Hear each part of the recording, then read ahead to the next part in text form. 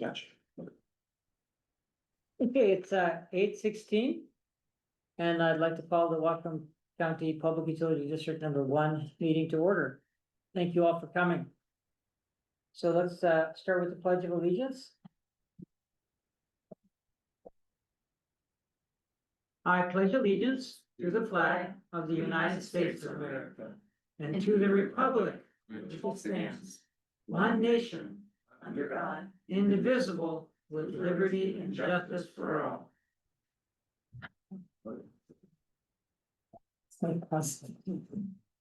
Amen. So let's move on with first the agenda. Are there any modifications? Could we have done a fuller agenda for this meeting? I want to add an item. Oh, good. Could we add something right up front, like we issue to our newest employee? Oh, great, Yes. great, great, thank you. So we'll add that. Any other changes? Yes, commissioners, we need to, so I, on occasion, your clerk can be a clerk of very little brain. And he made an error in that I added our budget discussion as the first order of the new business, and that is actually not until next meeting. So if you would forgo that, and we can, in its place, do the new employee introduction. Well, I think Chris is suggesting we do that before we move on with the public comment. The gist of what Joseph was saying is you're not gonna hear anything about the budget this meeting. Until next meeting. Okay, yeah. And so, we'll go to the employee introduction right after public comment or before public comment? Do you want to do that? It's your pleasure. Okay, well, we'll just do it right after right after this, then, after we approve the agenda. Sure. I move to approve the agenda. A second. As with the striking of 8A. Yes. Striking of 8A and adding 2B, which is new employee introduction. Okay, there's a motion and a second. All those in favor, please say aye. Aye. Aye. Thank you. Well, let's It's my meet our new. pleasure to introduce you team to member. Lucas. And Kurt, you want to Yeah, introduce this is him? Lucas Soren. He's our newest wireman substation electrician. And John Littlefield out there lurking in the hallway, but just, we like to bring the new employees in and let you see their faces and if you run across them anywhere and ask any questions that you may have. Welcome. Yeah. Very well. Happy to You're have you. welcome. Stay safe. Delighted to have more electrician capability in the house. So, yeah, Delighted to be here. for great. sure. Thank you. Thank you so Hope- much. Hope it's a good experience. Yeah, absolutely. A good long experience. Good long Yes. experience. That's the goal, Yeah. the goal. All right, thanks. Awesome. I'm Thank you, Lucas. gonna show you some pictures later, so I'll gotta get on here. Okay, thank you. Okay, nice to meet you. Thanks for doing it. Let's move on to the consent agenda, which is the minutes of the regular meeting and our special last regular meeting, September 23rd, and our special commission meeting where we reviewed the strategic plan with the public. And then also the claims for October 14th. Are there any items to pull out of the consent agenda or go? None for me. Okay, well, I'll entertain a motion to approve the consent agenda. I move we approve the consent agenda. I'll second the motion. I did have one thing just to mention about the claims, nothing to change. Just notice that there was lots of, there was a few, several items with PSC. And I assume those are annual, right? They were on the claims. So every month we pay wheeling charges to PSC and we also buy power from them. Mhm. So every month we're gonna see something from PSC. Okay, yeah. And those are monthly? I thought they were, they were. No, the wheeling thing, Kurt could tell us exactly what we're into. I think it's about 5,000 a month. Okay, for some reason, all these years, I never zoomed in on that. Yeah, no, every month. It's every month, okay. Oh, And that, then the other, PSC is every month. okay. It's about like 5 to 7 grand, depending on. And there's a What? few items that we're charging back to ourselves. Where we list PD as the payee, is that correct? Or did I misread something in the claims? I guess you have Which- to meet at the specific. Yeah, I'll follow up later. Yeah, it's not important. Okay, there's a motion and a second. All those in favor, please say aye. Aye. Aye. Okay, let's move on to public comment. None in the room, any online, if you have a comment, please raise your hand. Okay, so, let's, close the public comment period, there's another one at the end, let's go on to the general manager's report. This should be relatively brief. I attended two conferences since our last meeting, the water conference and the PPC conference. And part of the PPC conference, I want to talk to you guys in executive session, so I won't cover too much of that. The water conference was really enlightening, and some of it was kind of one of those horror stories. Okay. So, yeah, so there's the whole central Washington, you think around all those small towns there. I keep wanting to say Amboy, and that's from the California days, but Moses Lake.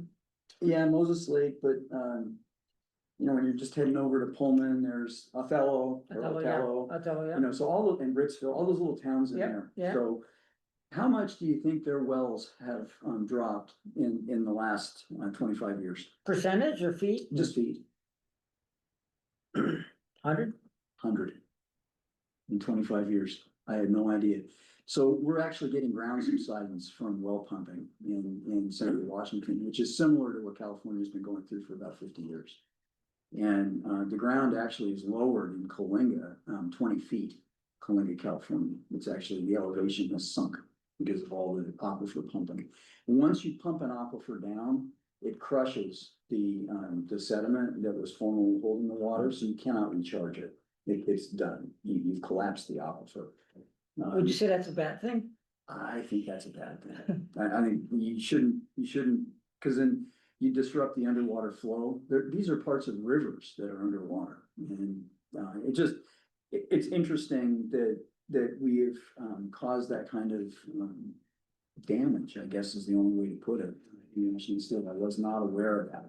So there was a whole bunch of things in the water workshop. There were 4 or 5 of these committees that talked about different aspects of that, but that was what it came down to, was that, there's people who have surface water and groundwater rights, and now they've even got deep wells and they're redrilling because the aquifers have been pumped in.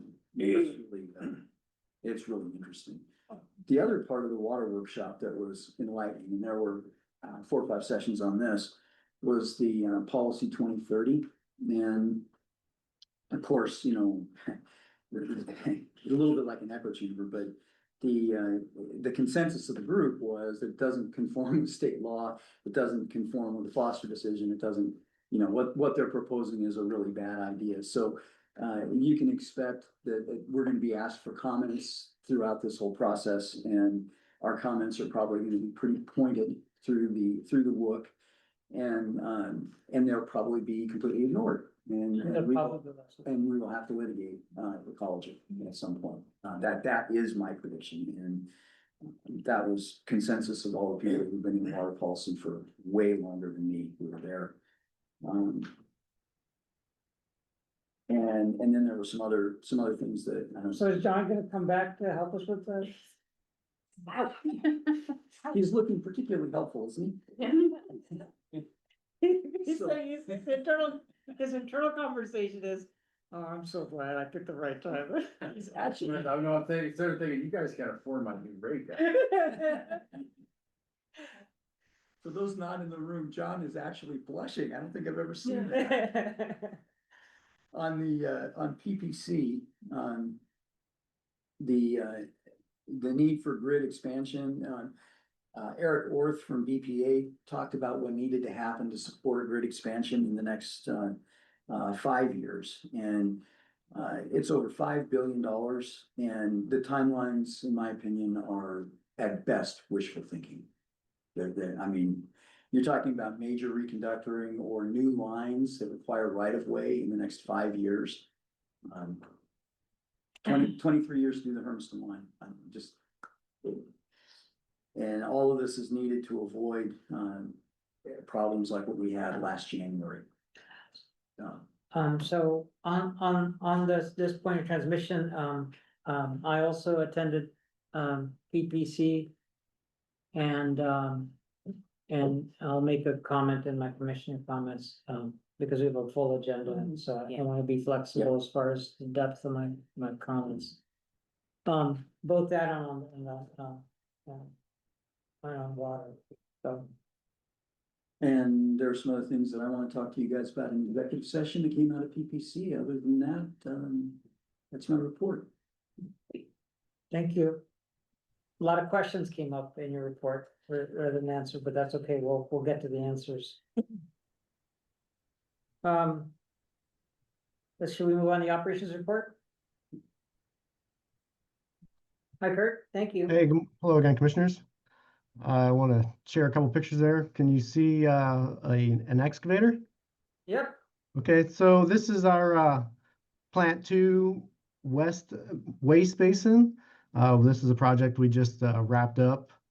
Show you a couple before and after pictures. This is just getting started. You can see all the plants that have kind of grown in the bottom of the floor of the basin, and the contractors are just starting to get into the basin and start digging that out. And that, as you know, this is what comes out of our flocculation basins as we clean them out periodically throughout the year, and then this is where it flows to before we dispose of it. You can see in the background there's the plant 2, there's a maintenance building and stuff. I think you can see that, and it's a pretty wet basin. This is one of our most challenging basins to get cleaned out. The other one at this plant and the other 2 at plant 1 they all dry out pretty well, so they clean out pretty easy, but this one's a pretty challenging one, the West Basin here at Plant 2. More sediment is taken out, and as you can see, it's already starting to kind of get some water in there, so it's always a challenge, this one. And then this is the only one that's facing from west to east, but this is the pond. It's all cleared out. I think at the far end, no, actually at the far end, I think we took about 12 foot in elevation we dropped, and then at the near end it was about 8 foot of elevation that we brought it down to. That's how much sediment we brought out. And then this is just again from east facing west. You can see the high head building in the background there, and just wanted to show you kind of what some work had been done here over the last summer. it must be a pretty skilled operators on that wet one, right? Because Right.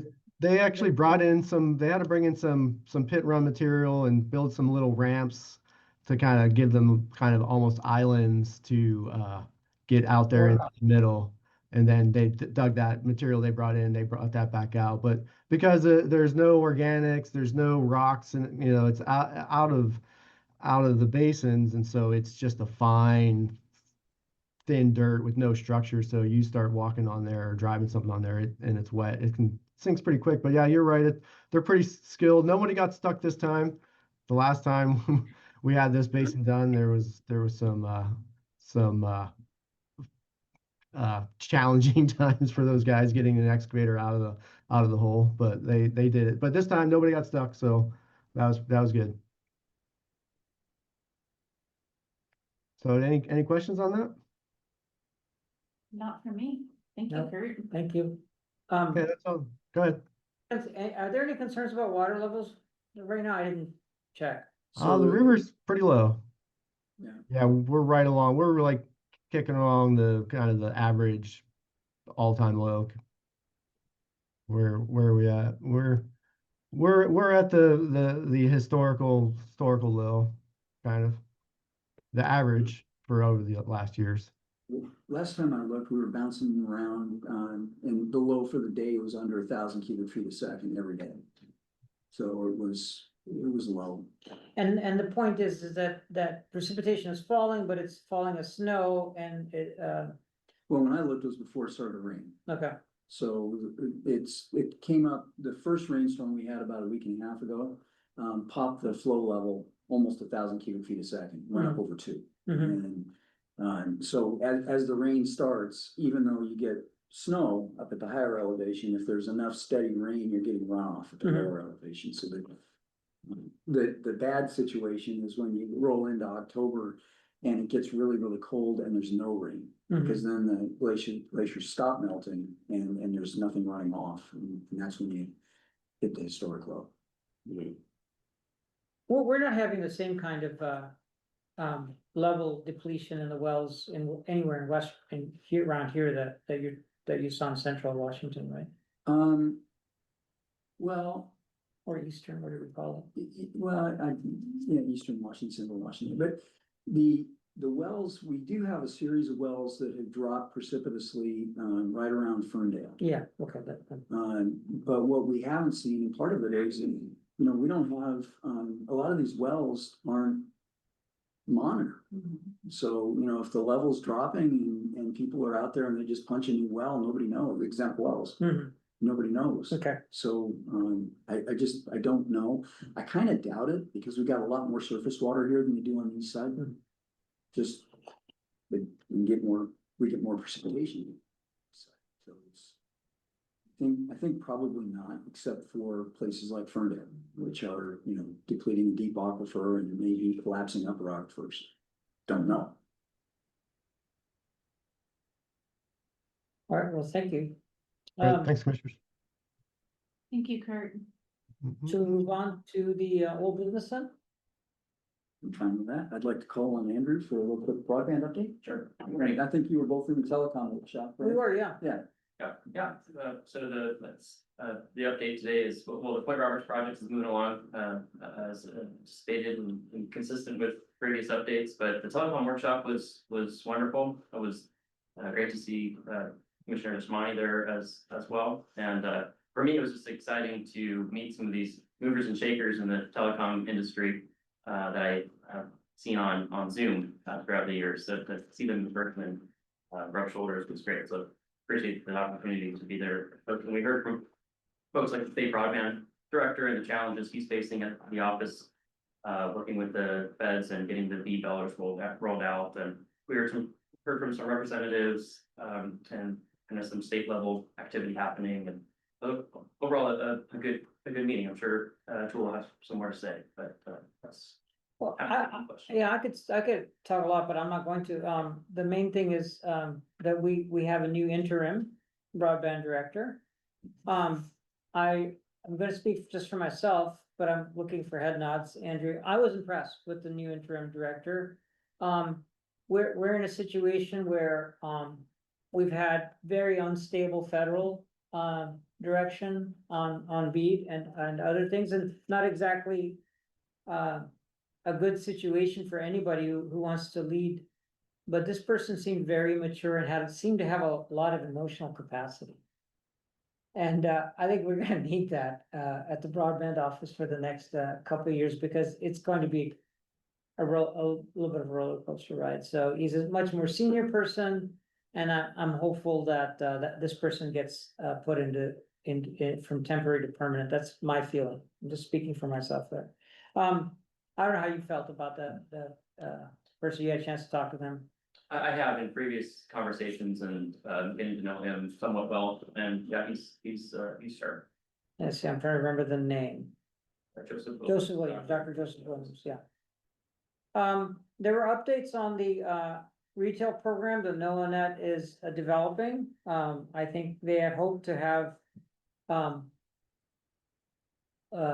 more of a participation in BEAD than they did. Having said that, they are continuing to move forward with the retail program, and they made an announcement. Of course, Chelan has been going, but who was the other outfit they're doing retail with? Spokane, right, specifically Broadland, who was just conditionally awarded significant benefit of the Bargain Grant dollars. Okay, so yeah, so NOAANet is rolling it out. I think it'll take some time for it to become more widely adopted as an option for retail. And well, the good thing for me was because we're located in Mason County. Mason County is really one of the leaders in public broadband in Washington State. And to meet and talk to their people who've been at it for so long was really great. Well, there have been in the interim some conversations about about $300 million, $360 million, I think, that is not being spent. Based on what was allocated from the federal government, there was talk, could we find another use for it? The word that I got is that's highly unlikely, it's likely to be clawed back to the federal government, but I think we'll keep fighting to try to have it used in state. And of course, we're still waiting for the details on our provisional awards to see how they pan out in the final wash. So there was a really good panel on digital equity and digital inclusion. And in my commissioner report, I'll talk a little bit about those topics. But for now, I think that's sufficient. The main thing is a new director. Interim director who I think would be a good long-term fit, so. Should we move on? The adjudication? Sure. So. As you can imagine, not much has been happening with the adjudication per se. We have had, the steering committee was on hiatus for, a month. We are gonna meet again in 2 weeks. We did have a court hearing on Monday, virtual. The judge had a couple of changes to our proposed special rules of procedure. He's sending them off to us. They're gonna extend the stay at least until the November hearing, that's been reset with court, the stay on filing motions. We expect that stay to go longer. The next court hearing will take place at the Lummi Travel Court. I don't have the final date on that yet. Cool. The court's trying to move those around. They'll go to Ferndale likely, in December, weather dependent, and may go back to Linden in the spring for blame. All to be determined. He's going to have a couple changes on our docket sheet procedure, which is part of the special rules. One is how to a notice section.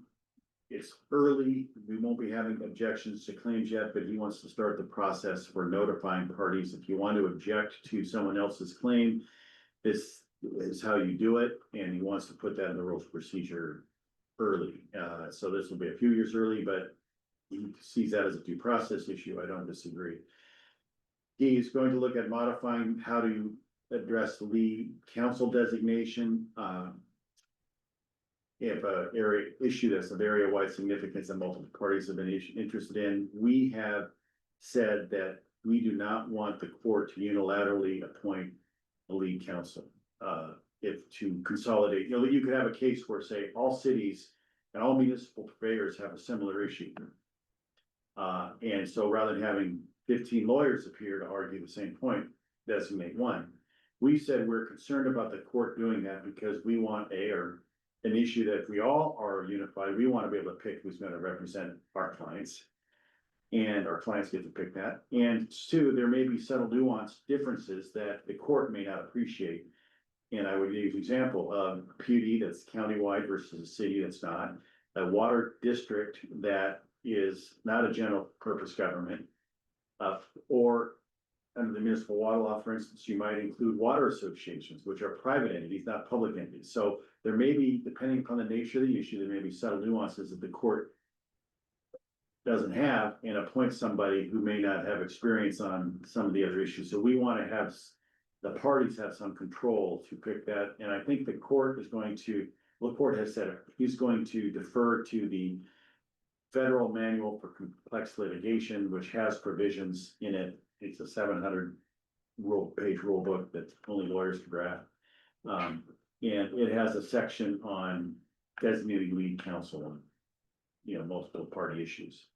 And then he wants to make the docket sheet searchable. And he's not certain that the technology is going to be there for it, but he wants parties to be able to search within the docket sheet, which I think is an excellent idea. It's been addressed. I think it's good that it's coming from the court, because when the committees raise issues that run afoul of what the state has selected as the software, we get pushback from state officials who did the selections. But when the court's saying, I want this, and they could order it, that may force the college or the state to find a way to accomplish that goal. Well, should, if they want to follow the court's order, so. That's kind of what the updates were. The next thing he gave is new work for the steering committee. Wants to start looking at the fault procedures, meaning if someone doesn't appear and file a claim. What happens, how they get finality. But assured due process. He wants to have some ideas for processes for early settlement. He may want to have a mandatory arbitration procedure. He's not certain about that. He otherwise approved our procedures. Related to, he liked our concept for substitution of parties. We had a simple form we drafted. You can imagine someone sold a house, the buyer wasn't served. So how do they participate in the case? So they need to have a process for easily substituting parties. So we're having a form to fill out, and he likes that. He's going to look at that and work on that.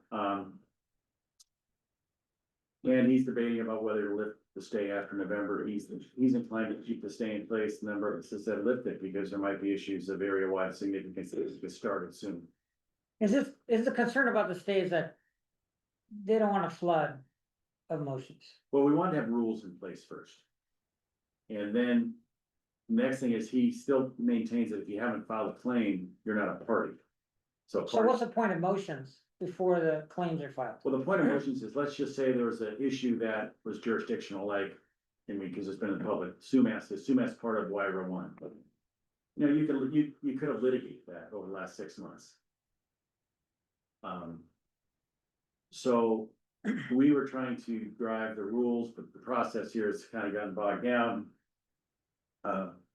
But the thought is you can file that motion now and have it heard, resolved before the claim filing deadline. Alright, So now what will happen at this juncture is Sumas, or those folks within the Sumas Basin who may argue they're not part of YRA 1 for whatever reason. Because they're not part of the Nooksack Basin, should file their claims and then make a motion to dismiss rather than, and that is when it'll get bogged down. Because everybody will be filing a whole bunch of motions. We thought these issues of area-wide significance, let's clear them off the deck before we get into the claim filings. But that's timing wise now, isn't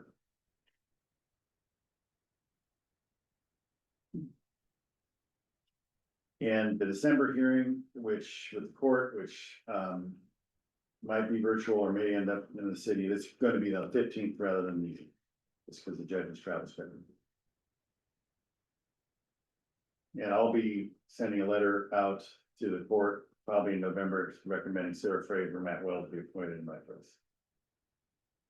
After January 1st.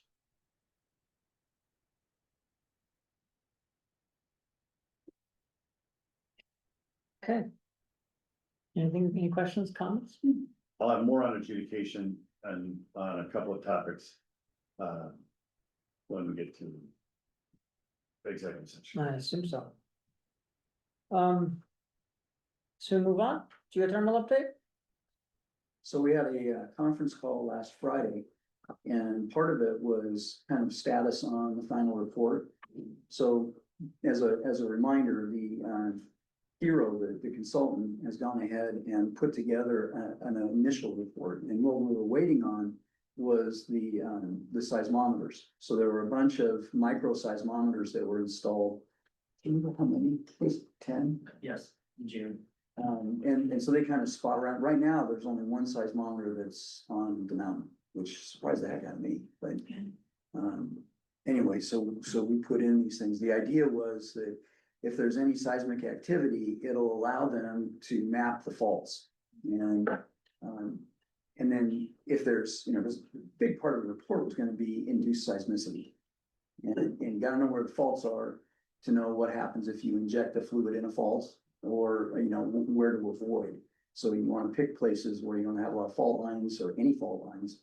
And that's where you wanna do your drilling and your extraction. So the final report's gonna come out in December. And they wanted to know, do we wanna have an interim meeting? The other thing is they're gonna be looking for some funding, because 3 of the locations they wanna actually dig a little deeper and drop the seismometers in deeper and leave them in over the winter. So they haven't come back and said it's gonna be, you know, $4,000, $5,000, but they're gonna look between us and the NUCSAC to fund it if we wanna do that. So I expect that'll be within my delegation of authority, but just to let you guys know, we're gonna try and figure that out. And then we do have, one item about the geothermal we wanna talk about in executive session. And regarding the seismic, the mountain seems to be active enough these days to that we will be able to get some good imaging. Yeah, I mean, if I can characterize it, they said they got a lot of data. And they're, Good. because there's lots of little microquakes up there, which gives them the sound waves they're actually measuring and, Mhm. so they've got a lot of data. This was a good thing. This is amazing technology. I got exposed to it decades ago. And I couldn't talk about it in naval surface, undersea warfare. Hmm. The way you can see images with an external source and for another day, but that was cool. It's cool technology. for Well, imaging. and these micro seismometers are really, really cheap. I mean, it used to be, if you wanted to set up a seismograph someplace, it was, you know, tens of thousands of dollars. You had to build a structure, you had to drill deep wells, you had to do, you know, all this stuff. And now it's like, no, you go out there literally and poke a hole in the ground, you drop the sensor down, you cover it up, and it sits there and through low Earth orbit, it beams back the information or a cellular network. And then you just recover the thing, but the unit itself is just a few $100s. And, you know, the big thing is batteries. You know, you gotta change out the batteries, and these are many of them in very, very remote locations. So, changing out the batteries is a, you know, a day backpack trip. People are murmuring maybe to all of us about, this new geothermal approach, to dig ultra deep. You know, the limiting factor for geothermal is the bits, so just keep going until it gets hot. And folks are saying things, oh, it should be possible to get geothermal anywhere. So I just wanna hear, I wanna, this is things that the lay or semi-lay people are saying to me. Yeah. And I'd like your guidance on what to say back to them about that. In areas where, the Earth's heat is not very close to the surface, humanity is nowhere near being able to drill deep enough to get at the heat. 20 years from now, maybe. One of the technologies being pursued is to replace the material drill head with an electromagnetic drill head, being pioneered by a company called Quays, and they're using millimeter drilling technology. So there's three problems. One is the drill head surviving the environment. One is the casing surviving the environment, because the standard casings used for water wells and oil wells can't take the heat.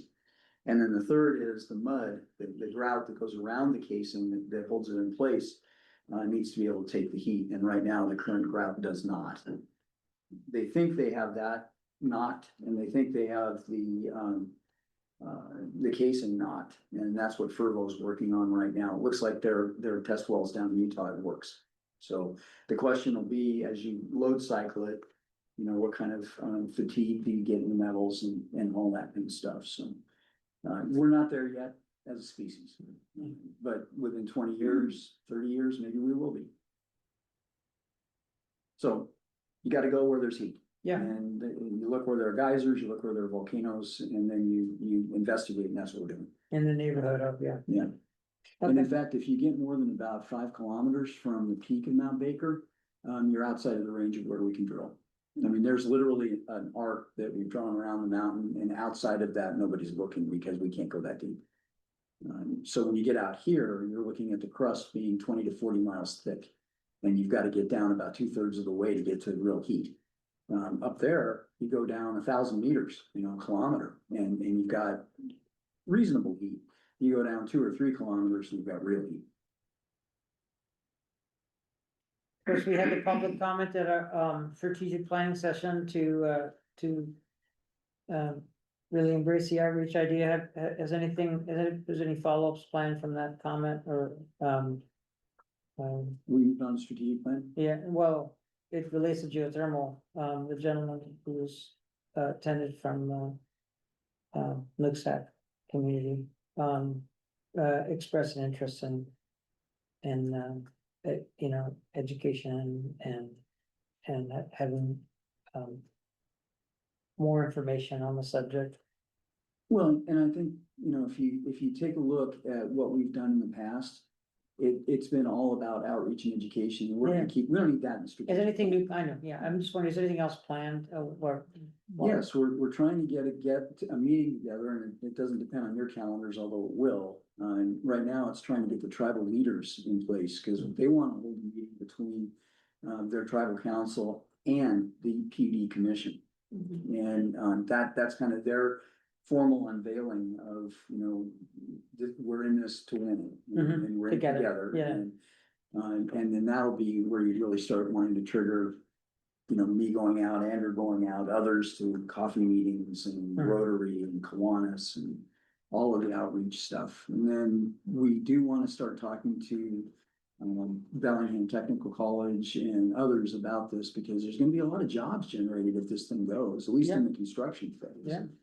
And, you know, ultimately at Western, there's gonna be demand for some of the majors they produce, but more on the technical side, less on the large side.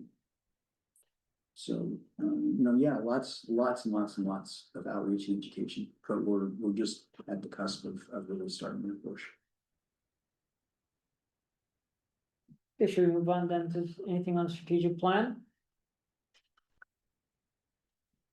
Did anybody have any comments on this? Because at this point, it looks like the content's about set. And what I've been looking for from the three of you is, yep, this is good, let's go press.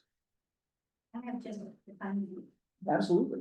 So please come. sure, so there's just two changes that you'll see in the draft in front of you based on the feedback from the open public meeting that we had on the sixth.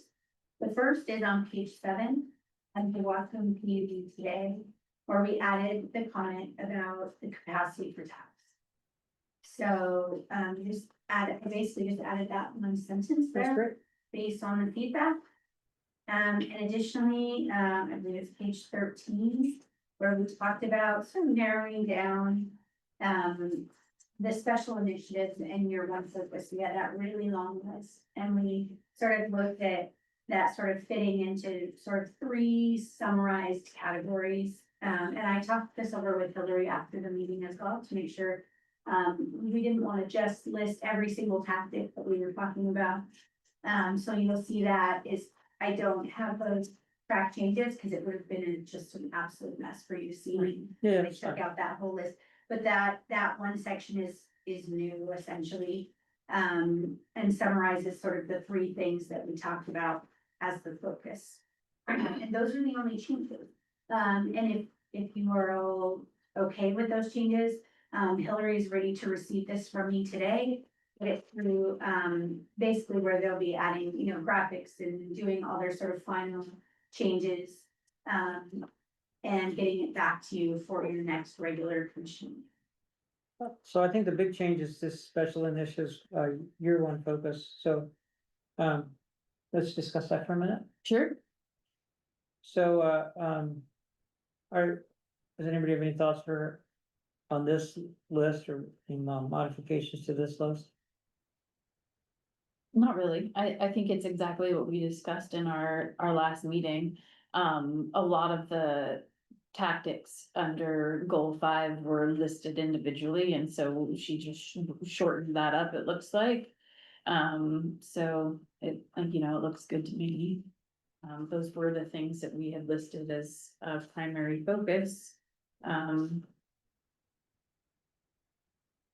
But for the sake of brevity, I'm sure a little more neatly. So Mhm. I'm looking under, a 6, goal 6. Mm-hmm. I think 6.3. C. Is something that would be helpful to, it's like, is this even a reasonable thing to pursue kind of question? I think that where you see that pursued effectively is gonna be through our trade associations. So if we can get somebody like Laputa or something like that to advocate for a CCA, it's possible. And so But us then it alone, would, It's not gonna matter. then it would be legislative and regulatory, actually, the first item. And then maybe the only thing would be focusing strategies and tactics under goal 5 and 6. Sure, Okay? yeah, I can do that. Commissioners, if But I feel like if we don't explore CCA now, it'll be one of those things that, oh, did we ever do that? Oh, it's too late. You know what I'm saying? I just want us to get that out of the way and then. And just as a reminder, we may be in the minority of utilities that are still in Absolutely. CCA. Yeah, In fact, most of the large PUDs probably will be opposed to it. and I it guess. may be better for you to float that in the managers committee first. But, unless you think it's better for us to go to I'm open to both pathways. I mean, I can moot it in the managers meeting and see what people say. It's gonna be all over the map at this point. I mean, it's. So maybe we should do it concurrently, get it on, get it on the agenda I would recommend a quiet conversation with Liz Anderson Okay, and just say, this is something that we're thinking about. What do you think? yep, And then she may say, well, run that through the GMs, or she may say, no, there's no appetite for that at all. Or that's great, would you like to sit on the legislative committee? You're off the races. okay, could you plan to do that in the next month or two and then we'll circle back on that? You bet. So, Yeah. for clarification, are you wanting a change then under the first item, under special initiatives, just stating, focusing on strategies and tactics under goals 5 and 6? You go ahead, Yeah, If we're like, okay, so this would end up essentially saying our initiatives year 1 focus are broadly the strategy and tactics under goals 2, 4, 5, and 6. It's everything. It's everything Yeah. except 1 and 3, but 1 would be, the water treatment plant replacement, and 3 is like really the whole thing is stuff we're gonna be doing in year 1 and beyond, and it makes me, now I'm kind of questioning if like, having like. yeah, I like- agree with that, and that was sort of part of the conversation that we had last time was, we can't list everything that we're gonna do here. This was more about when we received that public feedback, what were the things that were the priorities? There's lots of things that are gonna be happening. Doesn't mean they're not happening. It just means that these are the things that you all have said, we really want these to be a focus. And these are the things that we're calling out right now as important. It doesn't mean that we're not doing the other things. Because otherwise, as you saw, we have this 2-page list of like, well, we're gonna have annual recognition of staff. We're gonna do that, we're gonna do this. So it wasn't like listing everything that we knew we were going to do, but more, these are the things that we're going to be, sort of the focus of based on feedback.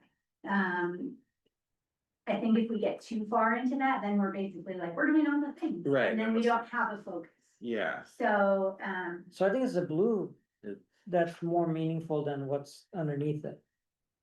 In this list, it's what's in the blue type that's more important than what's in the description. I was just sort of trying to give it very brief Yeah, description and not get too bogged down because we were trying to get away from how we had done it before, which was more of sort of a draft of like, okay, yeah, this. We just started with a brainstorm of what are all the things we're gonna do? And then we realized that, it almost occurs to me to suggest that the blue be legislative and regulatory barriers. Or addressing legislative and regulatory barriers, because that's kind of like what CCA is, it's kind of like what we want to clear up with BPA two, No, I disagree. no? I think that's great. Or However, opportunities? like one of the things that we had specifically mentioned was like creating a sort of calendar for our legislative priorities and like that's Hmm. not a barrier at all. No, I think calling it involvement is probably perfect.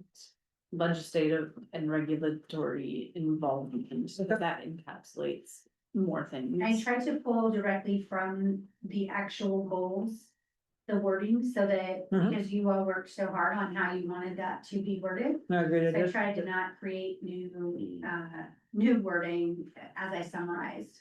Right, it doesn't, yeah, I'm glad we brought that up, goal 5 is really, the word involvement is the best, whether we got to the full 5, but I just trying to think about some of the other things.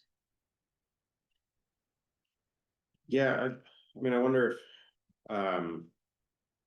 if we were gonna have this section, if it might be a place to name some more, like more specific projects that are for these tactics, or if we're keeping it broad like this, then Do you remember what it looked like before? it was, well, we, It was a list. it was the list this of long. like half the things, yeah. Yeah. Yeah, I guess I'm just sort of questioning, kind of, The other option is that you take it out. right, exactly, I'm questioning if like it really adds something to have it in Right, there. that's another question. I think if we start talking about really, making too many more changes here, we already are expecting to receive, a change order from MFA regarding that additional time at this point, because we're pushing out their additional projects, because we've really changed our timeline, and we've talked about, like, we have as much time as we want, but we have to also acknowledge that that's going to change the cost of the project. So we have to think that should be considered if we're talking about making a big change. I think we strike it, and that's a simple thing that I can do and still get them the product today. But if we're talking about a whole nother thing, then I think that is worth mentioning, that we should keep that in mind, that we're then talking about extending out the timeline of the project, extending out their timeline, which is pushing out their other projects, which is gonna cost us. So let me just give you my 2 cents on this thing. We're gonna run the business, right? You can trust staff. We're actually gonna run the business. We're gonna do everything we do every day. Some of that is reflected in here, some of it is just assumed, and we're gonna do that. When you look at all of the stuff that we've identified in here, I think a reasonable reader looks at it and concludes, well, of course, over the long-term window, they're gonna need to pursue all of this stuff. The question as a reader, I would ask you is, okay, gosh, that's nice. You got a lot of stuff here. I get it. What matters most to you? And I think that's what this captures. So from a reader, it's like, okay, they're gonna continue to run the business, and they wanna focus on, legislative and regulatory involvement on geothermal and on building culture. Those are the 3 things that the commission says, of all the things that we're doing, we wanna emphasize this a little bit.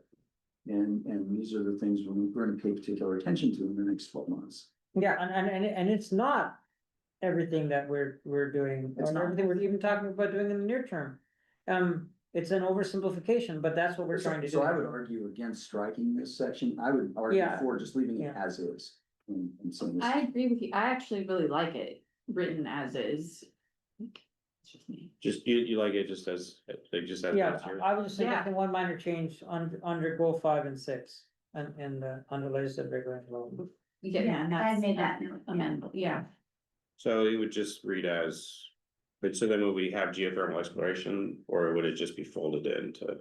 No, it just is written here. Yeah, Okay, so focus on strategy tactics under goal 5 and 6. would be the only change. It Okay. really is like you said, the blue type that means the most. Yeah. Here.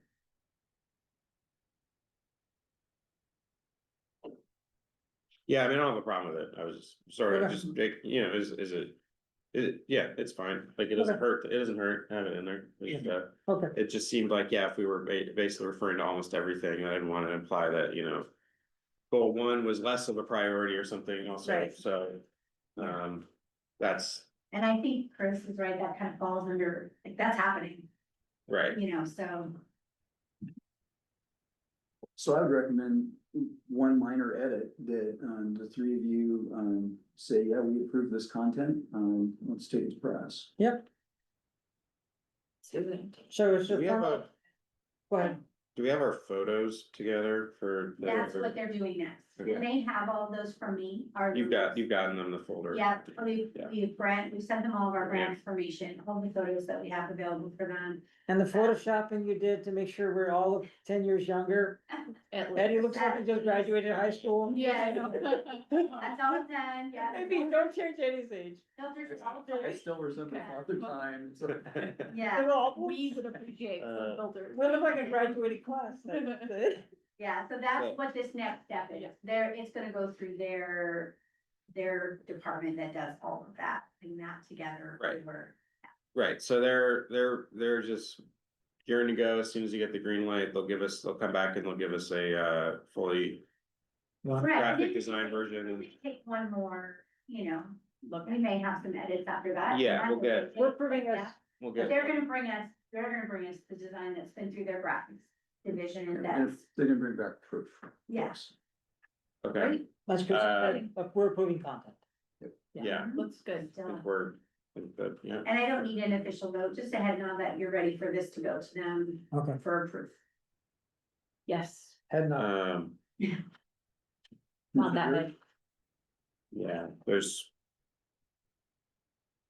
Yeah, it's good. Let's go. Okay. Let's go ahead with it. We are in business and Okay, super. I'll get that to her before noon probably today. that concludes our own business. Okay, let's move on to new business. Thank you, Commissioners. Thank you. Commissioners, if you don't mind, I'll take action one in the new business. So I emailed you all individually regarding our first meeting in November of this year.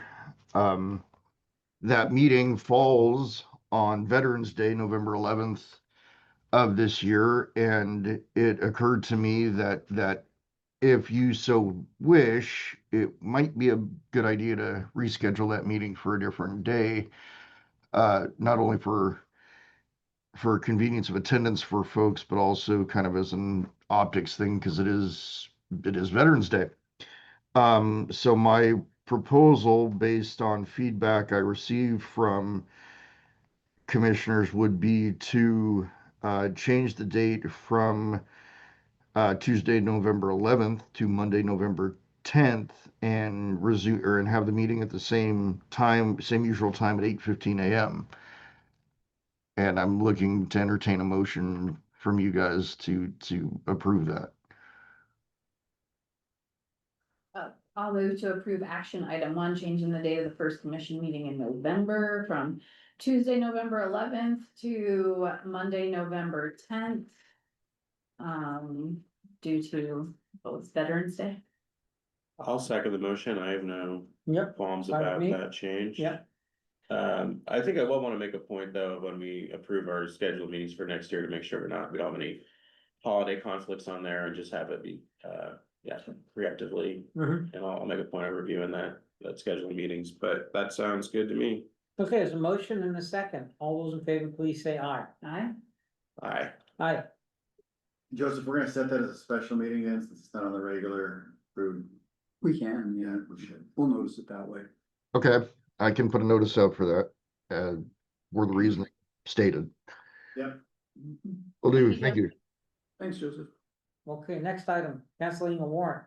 I don't know if this is Stephanie. It's mine. All right. Okay. Good morning. This is resolution 881. The county notified us of a non-cash warrant to the sanitary service from January of 2023. And they are requesting cancellation of it. And that was. Okay. All right. I move to approve resolution one, ordering the cancellation of warrants more than a year old. Second? Yeah, I'll second resolution number 881. There's a motion and a second. We're gonna save $620. Great, we love that. Bank everyone's in favor. Motion and a second, all those in favor, please say aye. Aye. Aye. Thank you. Aye. This one. Aye. The third resolution, resolution two, is around the Bonneville power agreement, and there are some things that we need to discuss before I ask you to. Certainly. So we will approve this after. After executive session. I will ask for your approval. You may or may not approve that. Sure. Okay. Is this the sort of thing where it's. What's the timeline for which our approval is expected I will go over that in the in executive executive session. session? Okay, alright. Sounds good. So we move on to, Commissioner reports. commissioner reports, yeah. And I think, I'll you keep wanna it go brief. first? I Yeah, have nothing to report. okay. Well, I'll keep it brief too, because we don't know how long executive Yeah. session is gonna go. So, but, oh, actually, you're next on the list, Eddie. Commissioner Yuri. You have any, you may go first? For commissioner report? Yeah. I mean, you can go first. Yeah. Okay, I'll go first. I attended the broadband workshop. The telecom workshop, so. Made some comments about that, and I attended BBC. I didn't say anything about that. I'll just briefly mention that, transmission is an issue, in case you all didn't know. Yeah, West Tech is doing good work.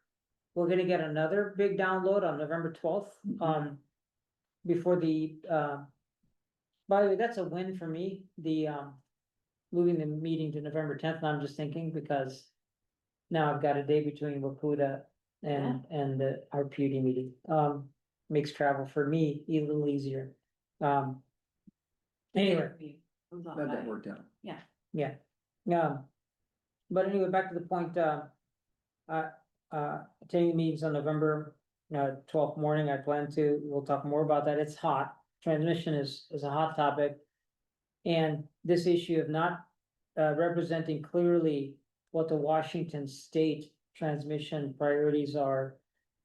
It will be a real key goal, I think, before session starts, because the legislature wants to act on the subject.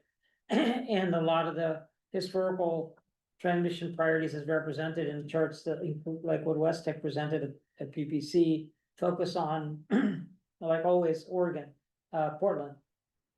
And near Portland, so I just wanna make sure we get documented the stuff that needs to happen in Washington State, so we can direct our attention of our legislators to what we can do right in our own backyard, rather than taking actions that might interfere with the interregional planning. So, that's the end of the primary comment is that, we have a legislature that's motivated, that wants to work on this. And we have to give them specific things that they can do. Otherwise, they might do something that's good, obviously well intentioned, but not actually helpful. Right. So, that's the main point on my report, so.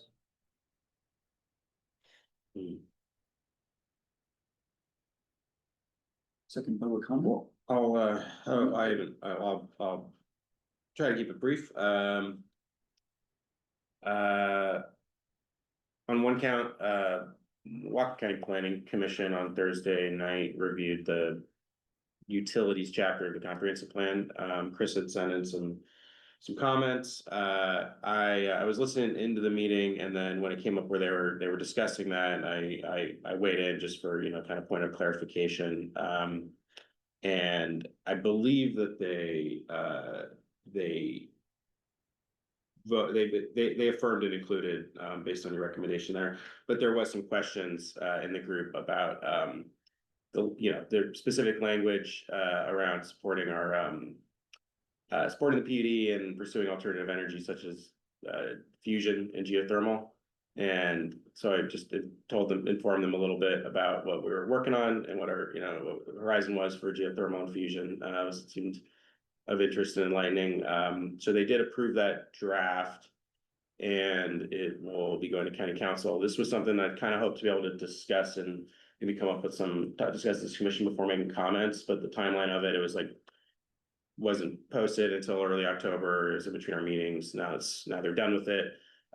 We might want to consider, there's still some opportunity if we wanted if we wanted to weigh in on anything else,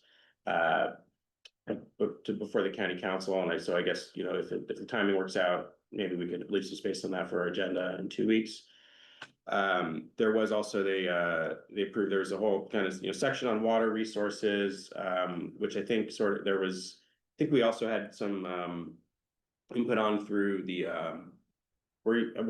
so the YRA planning unit, presented and reported out on a sort of a agreed committee agreements around, on the recommendations, those were also adopted, and I mean, you may have been part of that.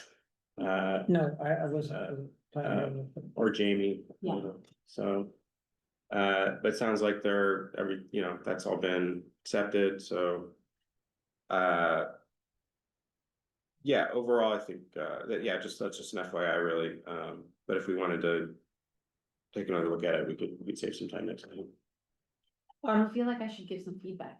Yeah. Just really quickly, I spoke to Kayla Galloway and John Scanlon, and they were both very happy that you attended that council meeting, good. and they, were happy to amend, the documents, giving you feedback, so, they wanted us to know that it was an oversight, they were apologetic.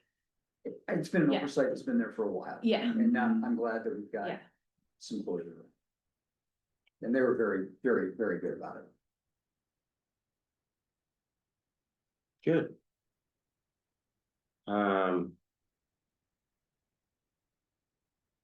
Other things, well, I guess I'll just say, so we're next week is the Energy Northwest meetings. I am planning to attend, I believe Chris is also. Yeah, and they're doing the Waputa GM meeting over there the day before. So I'll be over there a little bit longer. And the Public Power Forum coinciding, so that'll be exciting. And then I think also we have I think we have a call preceding it with Ian staff. I think we do. Yeah. And so, yeah, well, I mean, there'll be a vote of conditional approval. The conditions are, yeah, it's really almost entirely questions of governance. And, Commissioner? yeah, I think you gotta back up a lot of, what he's talking about is the approval of the SMR project, the small modular reactor. Right. Project.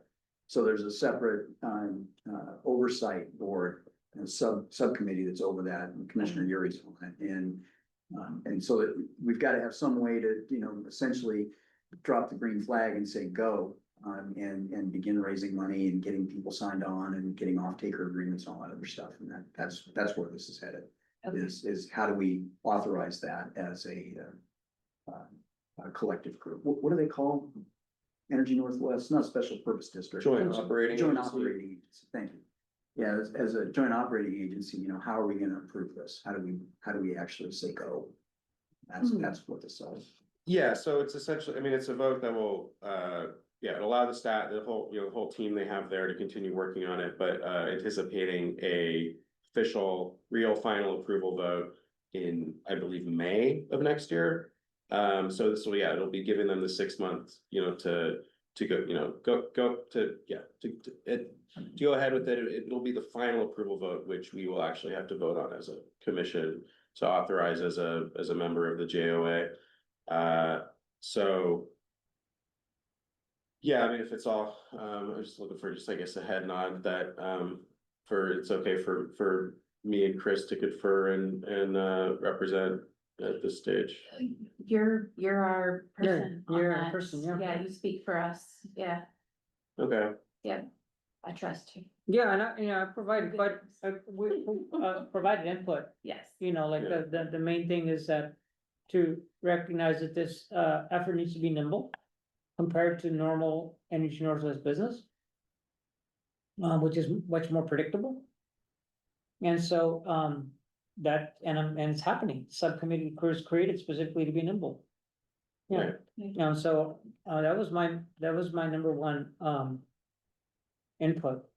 sure. And Yeah, and I think the thing that Energy Northwest is worried about is that, no matter how great an idea we think a small modular reactor is, there will be people out there who disagree. Right. And if we don't have the authorization structure set up in a way that's defensible in court, we're gonna be in trouble, and we'll have to go back and start over.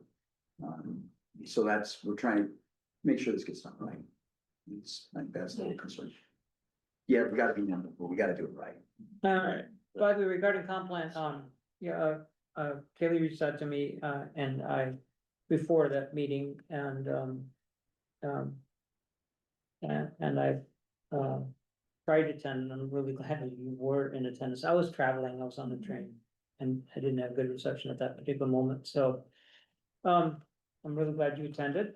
And I listened to, out of guilt, and then I listened to the meeting afterwards. Well, And the deliberations around, they added an element to the comp plan that said that oh, right, yeah, right, the right. county will work with the PUD in implementing, elements, related to PUD's activities. And, Yeah. and that was a nice head nod from the, planning commission and the, so just wanted to share that. Yeah, sorry, I forgot to mention that was it. Yeah, they added a new policy specifically to direct the county to work with us. So, yeah. What a concept. No, I mean, yeah. Love that. Yeah, we got in, this is the reward here is that we got involved early in this conversation a couple years ago, and I think it paid off to get involved early. So. Great. Let's get into Good. this. Well, we have to do public comment. Yeah. Yes.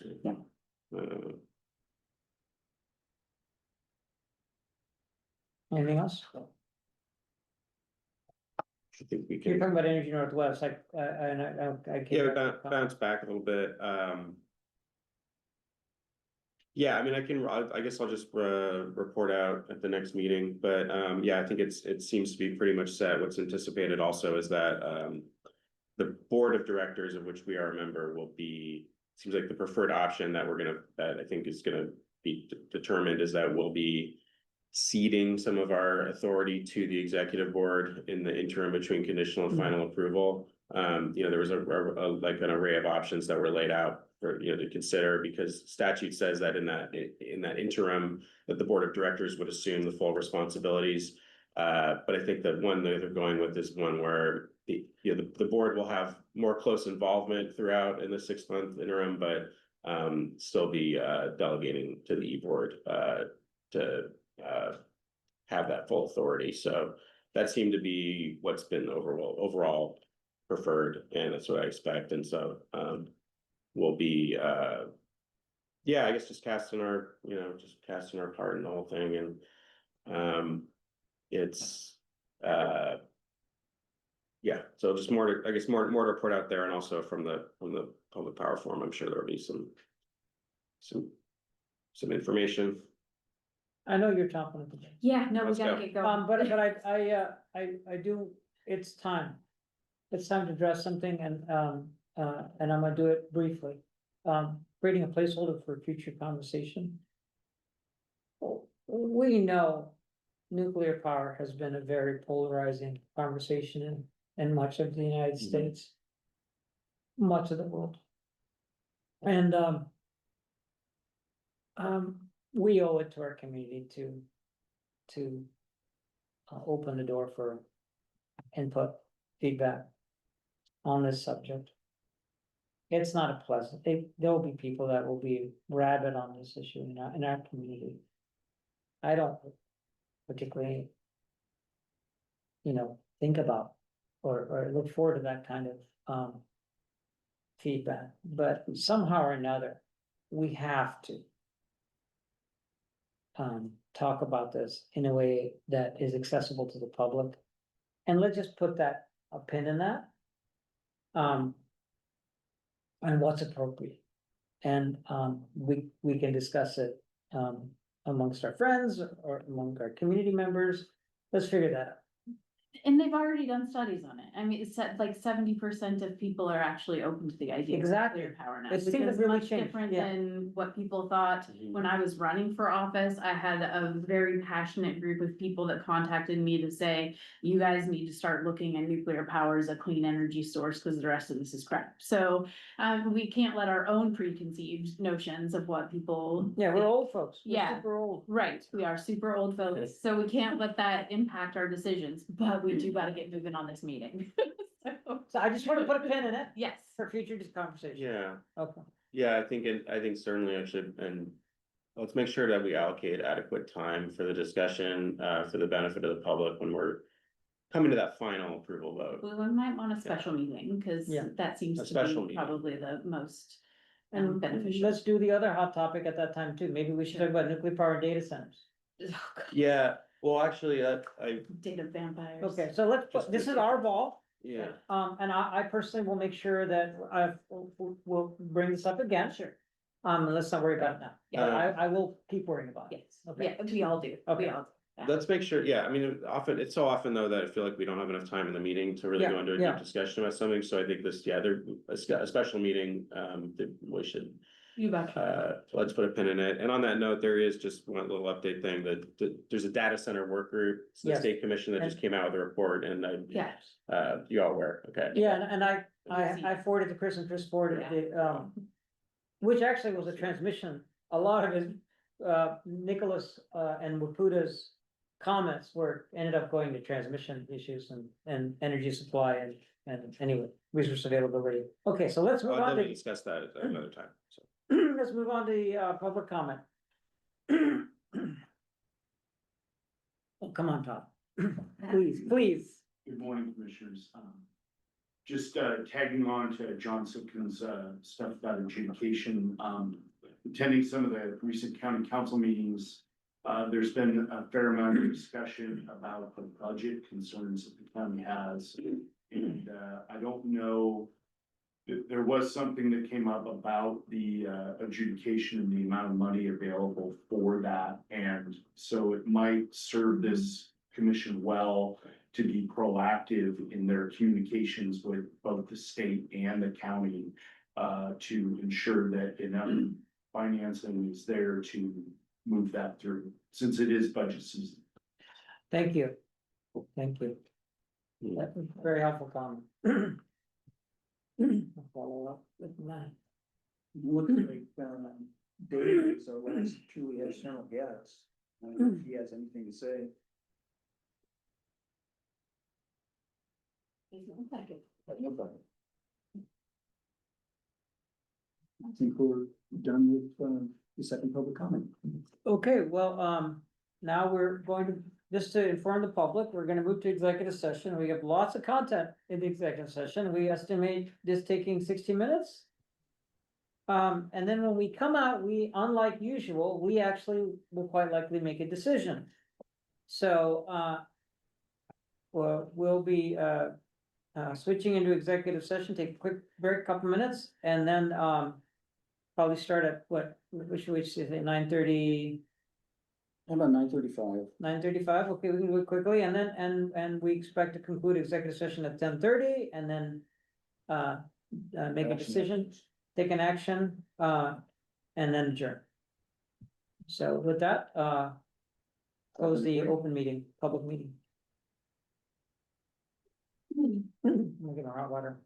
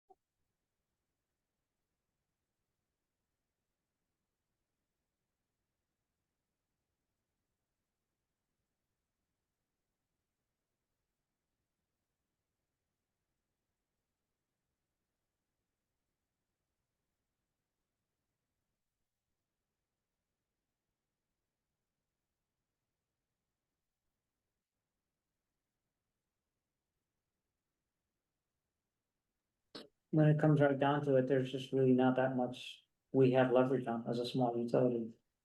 To be honest, that it's this negotiation that builds this contract is mostly driven by the Homebush PUD.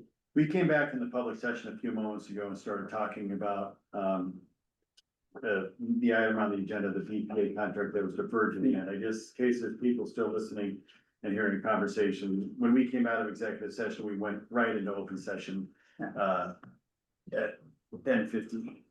So at this point, I would like, I've made a presentation and given a copy of the contract to the three commissioners. And we've had some discussion. I don't know if there's any public discussion that you'd like to have at this point about the BPA contract. Well, let's have the motion Let's just first. say it commences in 2028 and ends in 2044. It has provisions that have already been worked out through the Public Power Council that we worked through over the last 5 or 6 years plus. With a whole number of other co-ops, utilities, and this is the contract that has been developed. And BP is now presenting it to the various municipal co-ops for execution and approval. John, for minutes purposes, so you ended exec at 10:50 and resumed regular at 10:50. Yes. Okay. Well, I'm going to move, we approve resolution number 882, authorizing the general manager to execute all agreements necessary to enter into a power sales agreement with the Bonneville Power Administration. I'll second that. So let's discuss anything we want to discuss in public. Well, I will say that, having gone over this from the perspective of staff, this is a good agreement. It is improved from our last contract. It's a very long contract in terms of giving us certainty into the future that we'll be able to serve our loads for the next, well, until 2044 and serve them with federal power, Bonneville power. We had some input on it directly and you can even see a little bit of that in there, although we were a tiny fish in this pond. But it's been negotiated over the last 4 or 5 years and I think it's a really good contract. And I recommend signing it. Thank you. With unbelievable pricing in the world we live in today. And it doubles as really good bedtime reading. And great bedtime reading. Yeah, if you're an insomniac, this thing will cure it. So, And I said that Any on public comments? record, Peter. question? Yeah, no, it's okay. I can object. Well, yeah, just recognizing that, it's been worked on over several years, under, changing and evolving conditions and, the agreement's been come to, and, as I understand, so we're getting the same deal as every other, public utility customer of BPA. And, seems very much in our interest to approve this, so. Expeditiously. I support the motion. great, for all those in favor, please say aye. Aye. Aye, Thank you, commissioners. I will proceed and execute the contract. Thank you. thank you. If there's nothing else, is there anything else for the good of the order? I'll go ahead and call the meeting closed, thank you.